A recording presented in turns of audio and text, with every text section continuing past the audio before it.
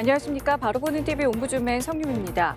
지난주 연합뉴스TV에서는 한일 무비자 입국 중단 소식과 코로나19의 세계적 대유행이 현실화됐다는 소식 등을 신속하게 보도해드렸는데요. 오늘 연합뉴스TV를 말한다 시간에서는 뉴스 특보, 뉴스 리뷰, 뉴스 투나잇을 중심으로 이정훈 시청자평가원이 모니터한 내용을 전해드리겠습니다.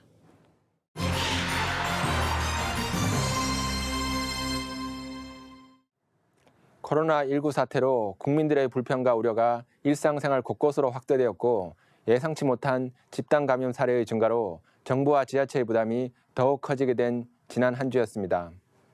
지난주 연합뉴스TV에서는 코로나19 사태로 인한 전국적인 마스크 부족 현상에 대해 보도하면서 이에 대처하는 정부의 대처와 시민들의 반응을 집중적으로 보도하였습니다. 지난 4일 밤 9시 뉴스 특보에서는 국내 마스크 수요가 폭증하고 있지만 공급은 따라가지 못하는 상황이 계속되고 있다고 전했습니다. 멜트블롬 필터는 정전기를 이용해 세균이나 먼지를 걸러내는 마스크의 핵심 소재인데 생산을 멈춘 공장도 있을 정도로 공급이 부족하다고 설명했습니다. 국내 마스크 생산에 들어가는 필터의 30%는 중국산, 70%는 국산인데 코로나19 사태가 장기화하자 국내에서 생산된 필터가 부족해지기 시작했고 중국은 필터 수출을 아예 막았다고 전했습니다. 일부 업체는 기저귀 생산 라인까지 바꿔 마스크 공급을 하고 있지만 일부 필터 중개상은 마스크 제조업체에 마스크를 요구하는 등 시장을 교란하고 있다고 보도했습니다. 지난 5일 뉴스 리뷰에서는 정부가 마스크 생산부터 분배까지 전 과정을 관리하고 3월 6일부터 1인당 구매 가능한 공적 마스크가 일주일에 2장으로 제한된다고 보도했습니다. 정부 대책은 공급을 늘리고 공평하게 분배하기 위해서 약국 등의 중복 구매 방지 시스템을 구축하고 신분증을 확인한 뒤 판매한다고 설명했습니다. 3월 둘째 주부터는 출생 연도에 따라 마스크를 살 수 있는 요일을 달리하는 마스크 오브제가 실시될 것이라고 전했습니다. 정부는 수출은 전면 금지하고 공적 의무 공급 비율을 80%까지 확대하고 매입 가격 인상과 성비 지원, 규제 완화 등을 통해 마스크 업체들의 생산량 증대를 유도하면서 현재 하루 1,000만 장 정도인 생산량을 한 달 안에 1,400만 장까지 늘리겠다고 밝혔다고 전했습니다. 이어진 보도에서는 정부의 1인당 일주일에 마스크 2장만 살 수 있도록 제한한 대책에 대해서 시민들은 불안해하고 있다고 전했습니다. 일일이 구매자의 신상을 확인해야 하는 판매처도 또 다른 혼란을 우려하고 있고 주중에 마스크를 사지 못한 시민들이 주말에 각 판매처에 몰릴 가능성이 높아 마스크 구매 행렬은 한동안 이어질 것이라는 전망도 나오고 있다고 보도했습니다. 지난주 연합뉴스TV는 국내의 마스크 대란에 대해 비중을 두고 보도했는데 이러한 보도 형태는 대부분의 언론이 유사했다고 할 수 있습니다. 코로나19의 감염 예방과 확산을 방지하기 위해서 마스크의 착용은 개인적 차원이나 사회적 차원 모두 중요하지만 마스크의 적정한 공급이 현 시점에서 어떤 의미를 가진지에 대한 구체적인 논의가 없었다는 점에서 상당히 아쉬운 보도였다고 할 수 있습니다. 또한 적절한 공급을 달성하기 위해서 국내 생산 능력은 충분한 것인지 충분하지 않다면 현실적으로 어떤 대안이 존재하고 있는지에 대한 보다 명확하고 객관적인 취재가 필요했습니다. 현실에 대한 정확한 이해 없이 정부의 희망적인 전망이나 시민들의 불안감을 반복적으로 보도하는 것은 사회적인 측면이나 장기적 대책을 논의하는 관점에서도 부정적인 영향을 줄 수 있다는 점을 기억할 필요가 있습니다. 지난주 연합뉴스TV에서는 경기도 지역에 발생하는 사례를 중심으로 코로나19의 집단 감염에 대한 지자체의 대처 현황을 보도하면서 시민들의 협조도 당부하였습니다.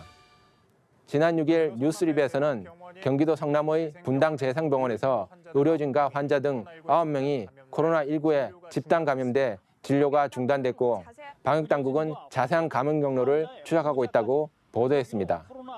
병원 측은 폐렴 증세로 응급실 찾은 74세 남성 암 환자의 확진 이후 77세 여성 암 환자, 또 다른 입원 환자와 보호자, 의료진까지 연쇄 감염된 사실을 확인했다고 전하면서 확진자들을 호흡기 질환자들이 주로 입원한 사실상의 격리병동에서 머물러 현재 확진자 가운데 한 명이 첫 전파자일 가능성이 높다고 분석했습니다. 성남시는 병원에 상황실을 설치하고 추가 접촉자를 파악하는 한편 병원 방역 작업을 벌이고 있다고 보도했습니다. 이어진 보도에서는 정부는 주말 종교행사와 집회를 자제할 것을 간곡히 호소했지만 일부 교회는 여전히 주일 예배 강행 의지를 보이고 있다고 전했습니다. 현재까지 코로나19 확진자의 상당수는 신천지 대구교회를 비롯한 종교단체 또는 종교행사를 통해 감염됐는데 주말에 교회와 성당, 법당을 비우는 것이 종교를 지키는 가장 쉬운 방법이라는 점을 지적했습니다. 지난 7일 저녁 6시 뉴스특보에서는 코로나19 확진자 중 요양병원, 요양시설 등 생활복지시설에서 감염된 사례는 전국적으로 100명이 넘는 가운데 정부가 경기 경북 지역 모든 생활복지시설에 2주간 집단격리를 권고한 데 이어 권고 대상을 전국적으로 확대하는 것을 고려하고 있다고 전했습니다. 감염자가 발생한 장소를 통째로 봉쇄하는 집단격리 혹은 코홀트 격리는 확진자를 빨리 찾아내 병원으로 긴급 이송하지 않으면 오히려 감염이 확산될 위험도 있다고 설명했습니다. 정부는 11일과 12일 전국 1,400여 생활복지시설의 출입 제한 조치 이행 여부를 전수조사할 계획이고 이 과정에서 고령자나 지병이 있는 사람들을 우선 검사해 치료병원으로 이송할 방침이라고 보도했습니다. 지난주 연합뉴스TV에서는 코로나19의 집단 감염 사례에 대한 지자체의 대처 현황을 집중적으로 설명하였습니다. 초기 안정적이던 국내 코로나19가 대구의 특정 종교 집단의 집단 감염을 계기로 전국적으로 확산되면서 국민들은 집단 감염 발병에 촉각을 세우고 있는 것이 현실입니다. 이런 점에서 지난주 집단 감염 사례에 대한 지자체의 대응을 차분하게 전한 연합뉴스TV의 보도는 시청자들의 궁금증과 불안감을 일정 정도 줄 수 있는 적절한 보도였다고 할 수 있습니다. 하지만 집단 감염에 대한 정부의 대응이 보다 효과를 내기 위해서는 집단 감염에 대한 시민들의 단순한 혐오나 비난만이 아니라 지역 시민들의 자발적인 협조와 동의가 필요한데 이러한 협조 방법과 필요성을 전달하는 내용이 부족했다고 할 수 있습니다. 위기 상황을 극복하기 위해서 정부의 통제와 대처 방안에 시민들이 참여할 수 있는 현실적인 방안을 제시하고 이를 통한 사회적 통합을 이뤄내는 결론의 노력이 절실하게 필요한 시기입니다. 지난주 연합뉴스TV에서는 코로나19의 팬데믹 가능성과 한국인에 대한 입국 제한 국가들의 증가 추세에 대해 보도하고 이로 인해 한국인들이 겪고 있는 어려움을 보도하였습니다. 지난 5일 뉴스터나에 대해서는 코로나19 대응 조치로 한국발 입국자를 제한하는 나라가 100개국을 육박하고 있는 가운데 우리 교민과 유학생이 많은 호주와 일본도 한국을 입국 금지 대상국으로 설정했다고 보도했습니다. 일본은 한국인이 가장 많이 방문하는 국가인데 일본의 조치는 미국을 포함한 다른 나라들의 한국에 대한 입국 제한 조치에도 영향을 미칠 수 있다는 우려가 나오고 있다고 전했습니다. 정부의 방역 능력에 대한 적극적인 대외 설명에도 입국 제한국이 계속 늘면서 정부의 초조함도 배가 되고 있다며 외교부는 주한 외교단을 대상으로 2차 설명회를 가질 예정이고 강경화 외교부 장관이 직접 주재한다고 보도했습니다. 지난 7일 저녁 6시 뉴스특보에서는 코로나19 확산으로 항공사들이 운유 노선을 늘리는 바람에 귀국편 출발공항도 아닌 출발 국가가 바뀌거나 환불해줄 테니 알아서 귀국하란 황당한 통보를 받는 국민들이 세계 각지에서 속출하고 있다고 보도했습니다. 대한항공의 경우 운항을 중단한 노선에 대해서 언론에는 보상 방침을 밝혔지만 외국 현지에서는 통화 연결도 안 되는 실정이라고 전했습니다.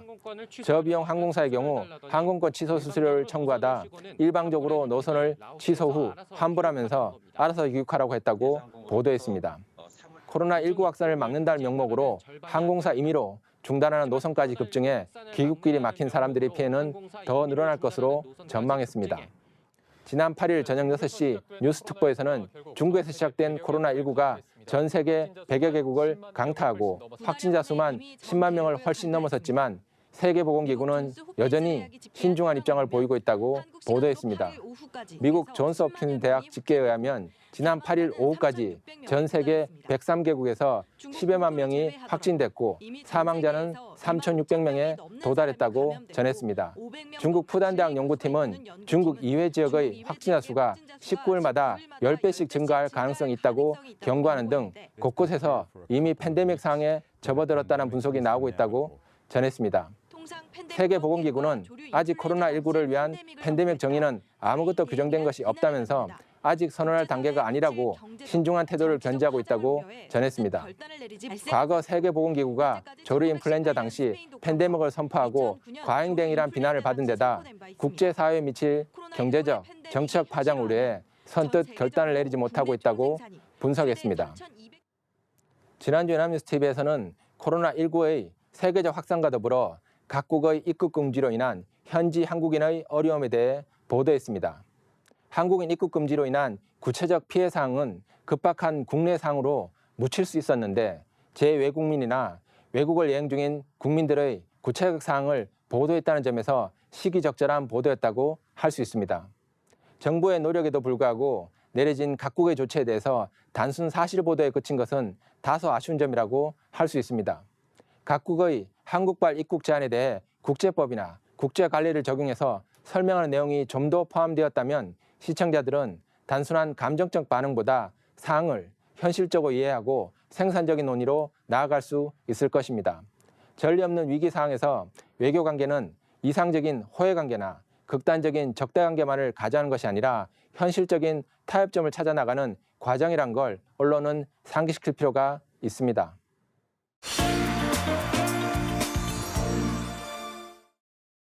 이번 순서는 주말에 방영되는 제작 프로그램을 대학생의 시선으로 분석하고 평가한 내용을 들어보는 캠퍼스 TV 리포트 시간입니다. 이번 주는 홍익대학교 법학과의 홍현지 학생 나와 있습니다. 안녕하세요. 안녕하세요. 자, 지난주에 어떤 프로그램 모니터하셨나요? 네, 저는 지난 8일에 방송된 연합뉴스TV 스페셜을 모니터했습니다. 이번 방송에서는 코로나19 백신과 치료제 개발의 현황, 그리고 전망에 대해 다뤘습니다. 그럼 자세한 모니터 내용 지금부터 전해드리겠습니다.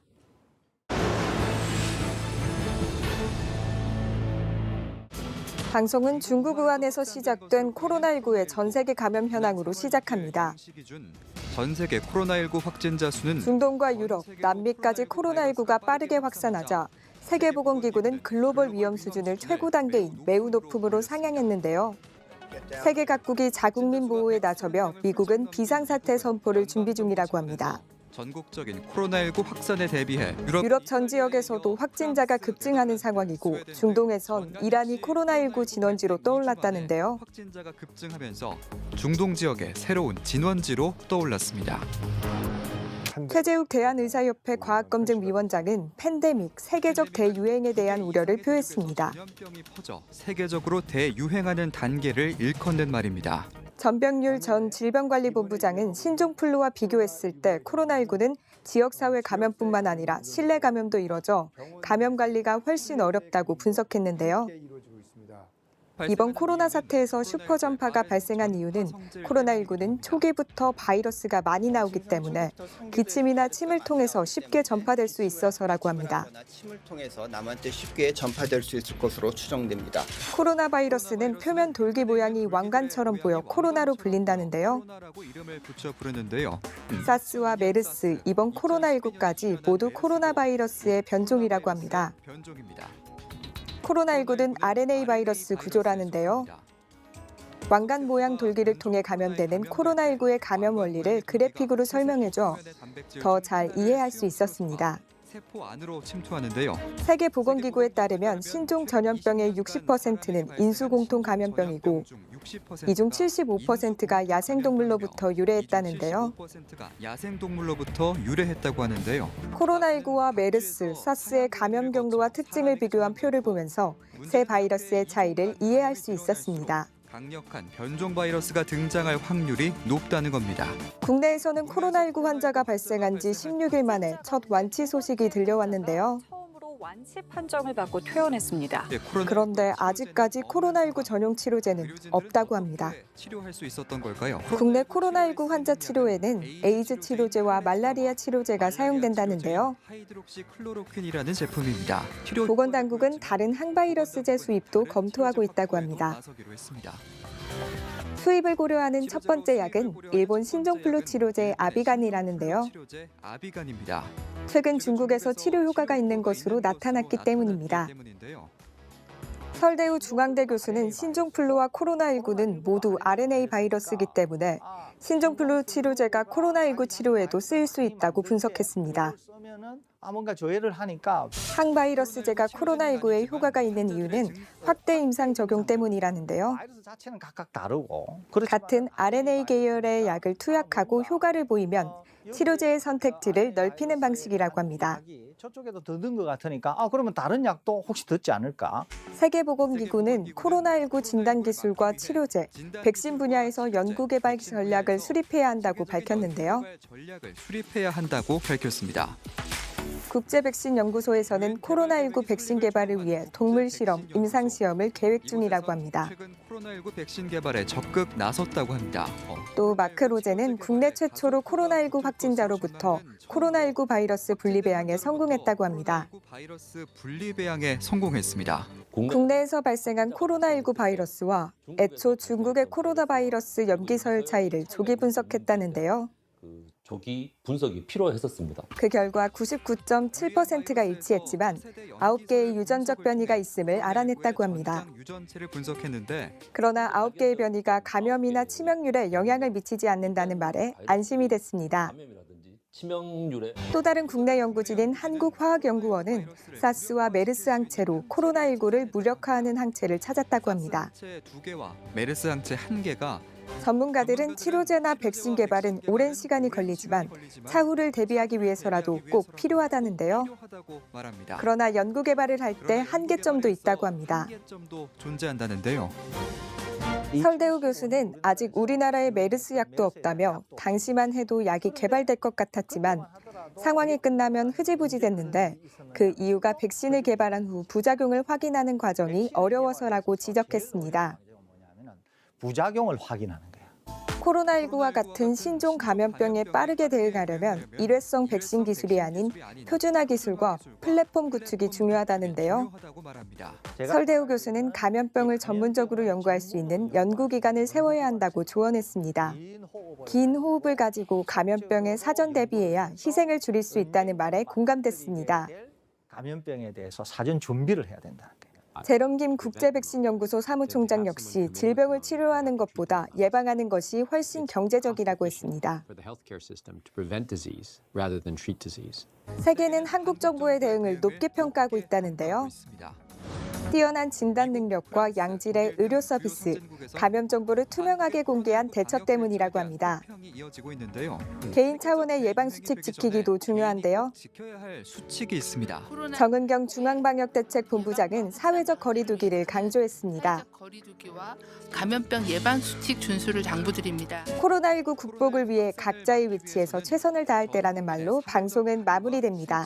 필요합니다. 네, 모니터한 내용 잘 봤습니다. 홍현지 학생은 이번 연합뉴스TV 스페셜에서 어떤 부분이 가장 인상 깊었었나요? 네, 저는 코로나 사태 속에서 세계가 한국 정부의 대응을 높게 평가하고 있다는 점이 가장 인상 깊었습니다.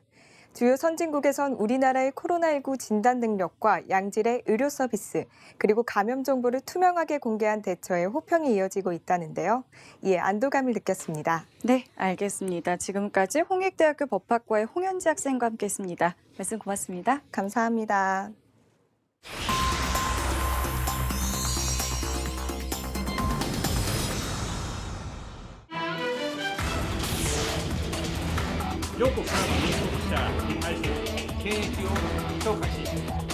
충분한 합의는 물론 사전 통보도 없이 조치를 강행한 데 대해서 개탄을 금할 수가 없습니다.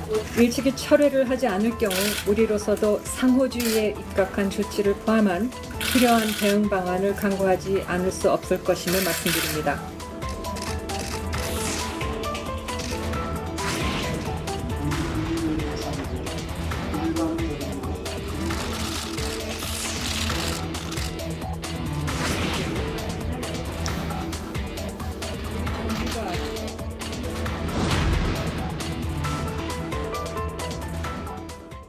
한국과 일본이 코로나19 대응을 이유로 상대방에 대한 입국 규제를 강화하면서 지난 9일부터 양국 간의 이동이 전면 통제에 가까운 수준으로 막히게 됐습니다. 코로나19 방역까지 한일 정부의 갈등 요인으로 부상하면서 양국 관계가 악화될 수도 있다는 우려가 커지고 있는 상황인데요. 오늘 TV와 비평 시간에는 코로나19를 둘러싼 외교적 대응에 대해 우리 언론에서는 어떻게 보도하고 있는지 자세히 알아보겠습니다. 국가공무원 인재개발원의 김진숙 교수 나오셨습니다. 안녕하세요. 네, 안녕하세요.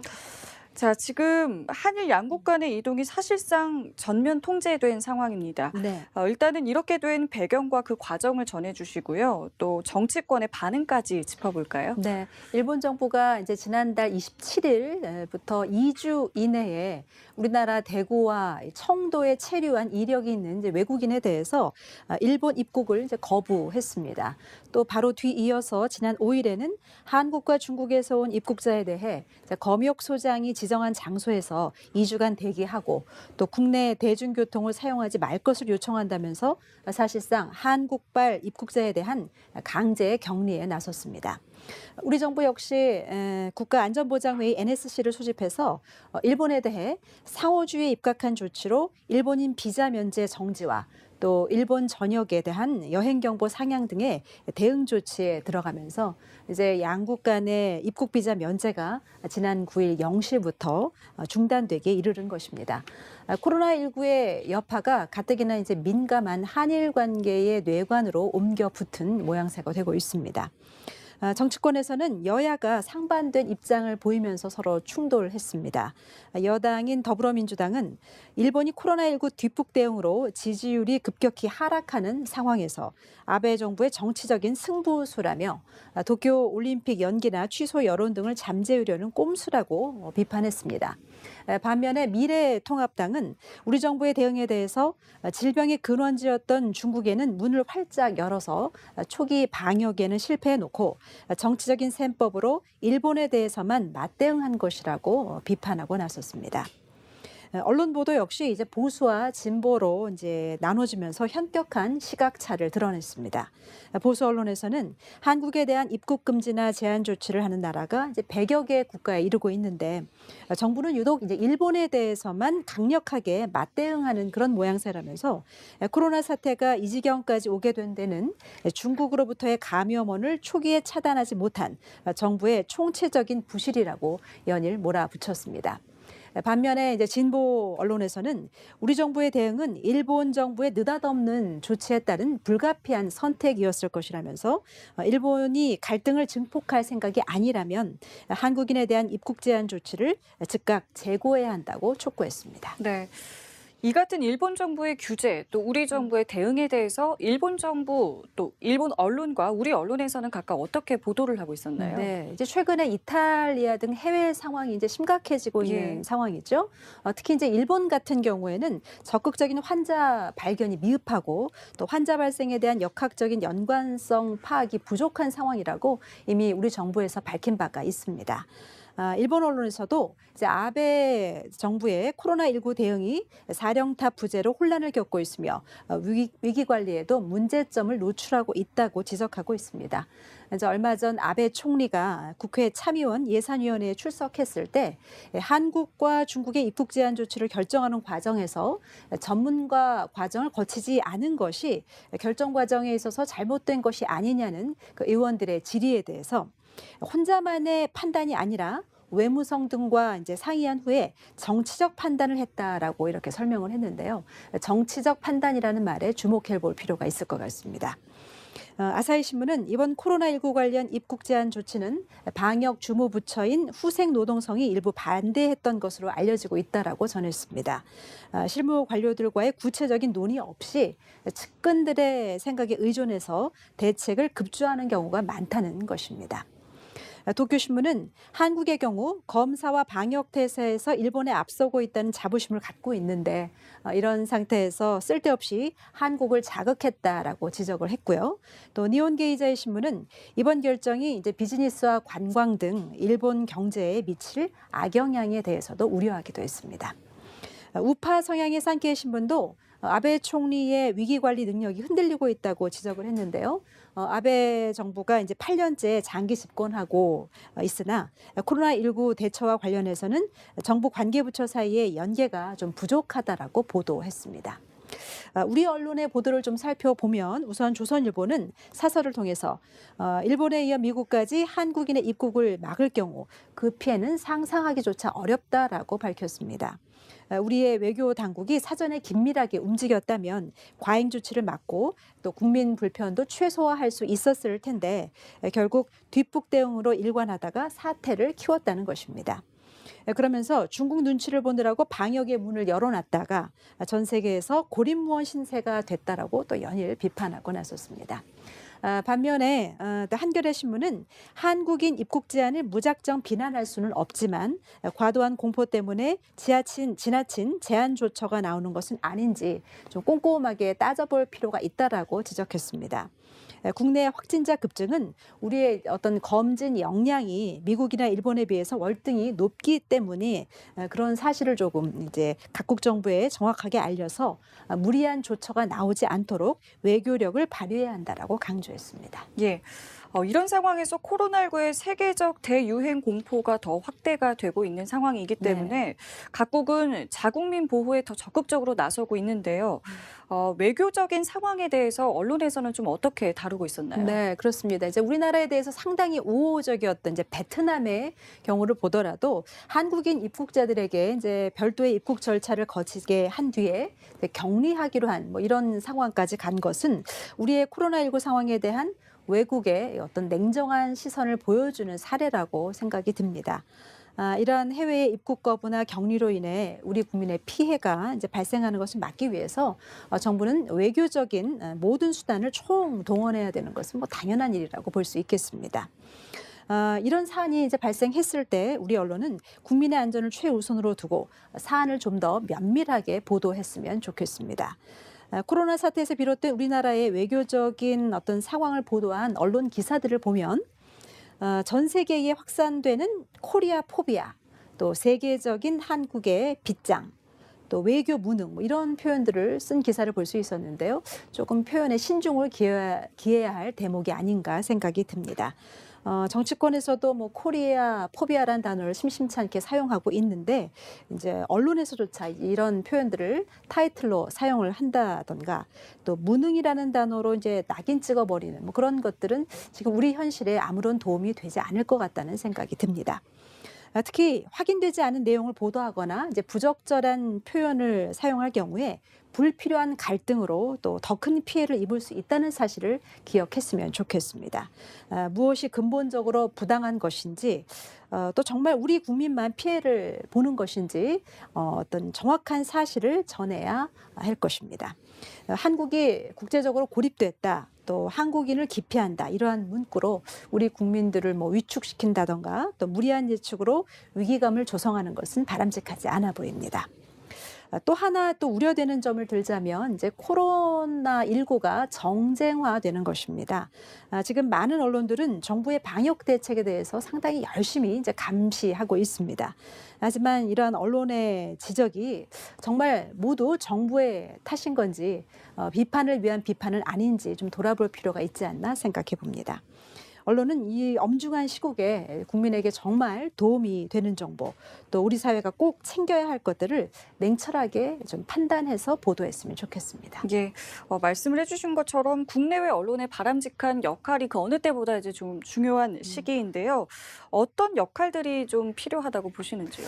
현재 미디어 환경을 좀 돌아볼 필요가 있을 것 같습니다. 지금 미디어 환경은 한국의 언론이라고 하더라도 이제 우리끼리 내부에서만 공유할 수 있는 그런 시대는 아니라고 볼 수 있겠습니다. 세계 여러 나라 국민들이 이제 동시에 기사를 접할 수 있기 때문에 사실관계 확인과 또 표현에 좀 더 유의해야 할 것으로 보입니다. 보도의 취지가 아무리 의미 있다 하더라도 뭐 선정적인 표현을 쓴다던가 자극적인 표현 때문에 국가 간의 어떤 외교 분쟁으로 확대될 소지에 대해서 좀 신경을 쓸 필요가 있겠습니다. 바이러스는 특정 국가나 또 지역, 개인이 책임질 수 있는 문제가 아닙니다. 우리는 코로나19라는 공공의 적을 대면하고 있고 또 모든 국가가 화합해야 한다는 세계보건기구 WHO의 어떤 지적대로 지금은 새로 등장하는 글로벌한 어떤 문제점들에 대해서 모든 국가 간의 협력으로 풀어나가야 하는 그런 시대가 아닌가 생각합니다.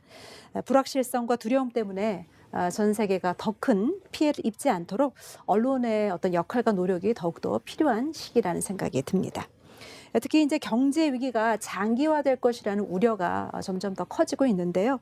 어떤 그 착한 임대인 뭐 이런 기사나 또 의료진 자원봉사 같은 시민사회의 긍정적인 움직임에도 좀 초점을 맞춰서 이 각박한 시대에 조금 더 훈훈한 기사도 많이 접할 수 있었으면 하는 생각을 해봅니다. 우리 사회의 역량을 믿고 또 정부가 앞으로 더 잘 대응해 나갈 수 있도록 책임을 다하는 언론의 이성적인 보도를 기대해 봅니다. 예, 알겠습니다. 지금까지 김진수 국가공무원 인재개발원 교수와 함께했습니다. 오늘 말씀 고맙습니다. 네. 네, 옴부즈맨 제작진은 시청자 여러분의 다양하고 소중한 의견을 기다립니다. 방송을 보고 느낀 소감을 연합뉴스TV 홈페이지 시청자 게시판이나 SNS로 보내주시기 바랍니다. 저희는 다음 주에 다시 찾아뵙겠습니다. 시청자 여러분 고맙습니다.